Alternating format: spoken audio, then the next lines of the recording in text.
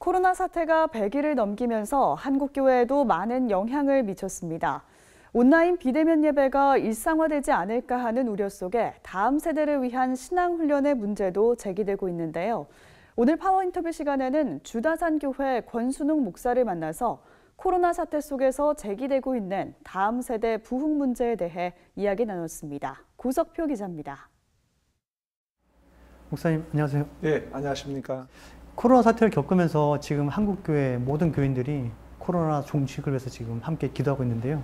먼저 네. 이번 코로나 사태가 한국교회를 어떻게 바꿔놨는지 그리고 또 앞으로 어떻게 변화시킬 거라고 보시는지 말씀을 좀 해주십시오. 네, 정말 한 번도 경험하지 못한 그런 사태가 오게 됐습니다.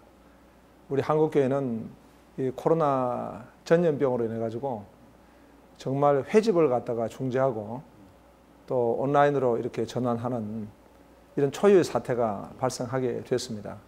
코로나가 이제 끝이 난다 하더라도 이 비대면이 일상화되는 이런 이제 시대가 되었는데 상당히 영향이 있으라 그렇게 보여집니다. 물론 이제 부정적인 영향도 많이 있겠고 그렇다고 보여집니다. 그러나 그런 이제 위기 가운데 어떻게 또 하나님의 인도하심을 받을 것인가, 어떤 또 지혜가 필요할까 좀 연구가 필요합니다. 예. 지금 이제 말씀을 해주셨는데 그러면 코로나 사태가 한국교회에 어떻게 좀 우려스러운 점을 좀 줄 수 있을 것 같은데 어떤 점에서 좀 그렇다고 보시는지 말씀을 해주십시오. 예, 이제 교회라고 하는 것은 에클레시아라고 해서 모이는 곳입니다.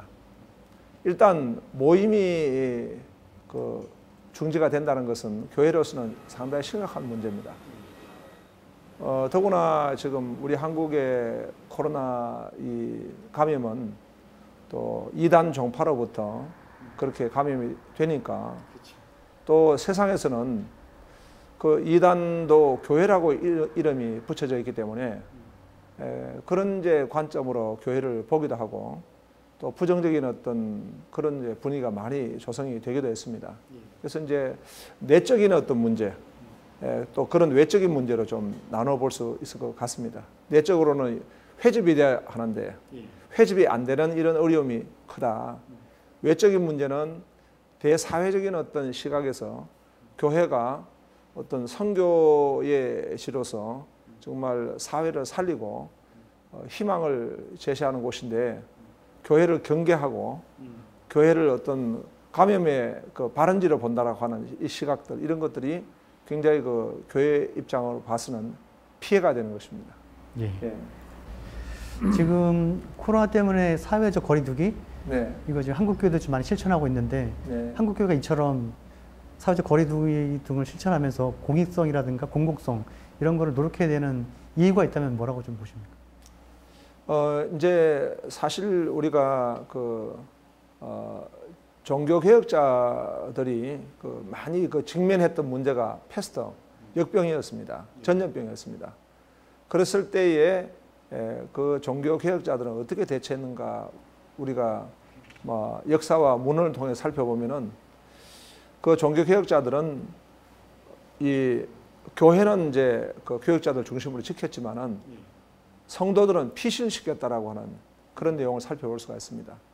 그건 뭐냐 하니까 하나님의 그 은총의 그 세계가 특별 은총이 있고 일반 은총이 있지 않겠습니까? 네네. 그럼 이 자연의 모든 현상은 하나의 일반 은총적 영역이기 때문에 그것을 존중하는 것입니다.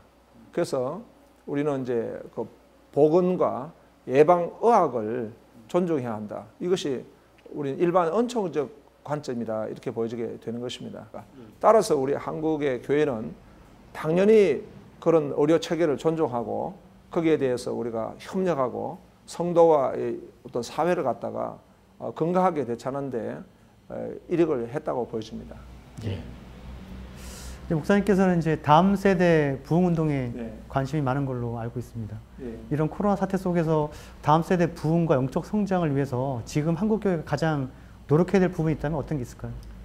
저는 첫 번째는 정말 사도행전적 역사가 일어나야 된다. 다시 말하면은 말씀과 성령 강력한 역사가 일어나야 된다. 그렇게 보여집니다. 그 다음에 두 번째로는 교회가 가지고 있는 굉장히 중요한 특성은 바로 코이노니아, 교제입니다.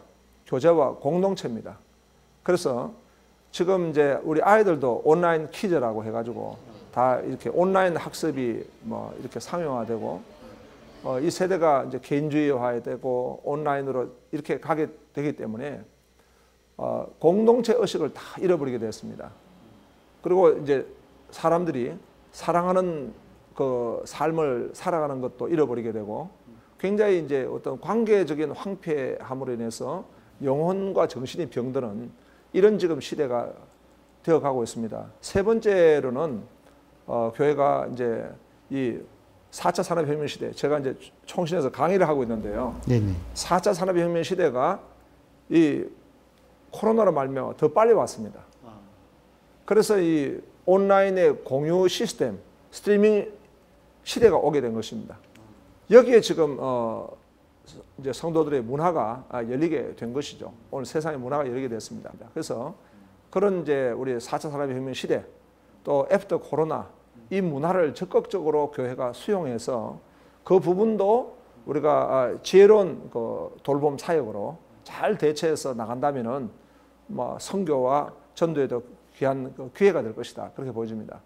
하여튼 이번 코로나 사태 속에서 한국 교회가 이제 이런 위기를 잘 적응해서 한국 교회 곳으로 이렇게 만들면 한국 교회가 더 발전할 수 있는 어떤 도약의 기회가 될 수 있을 것 같다. 그런 생각이 듭니다. 목사님 오늘 말씀 고맙습니다. 네, 감사합니다. 네.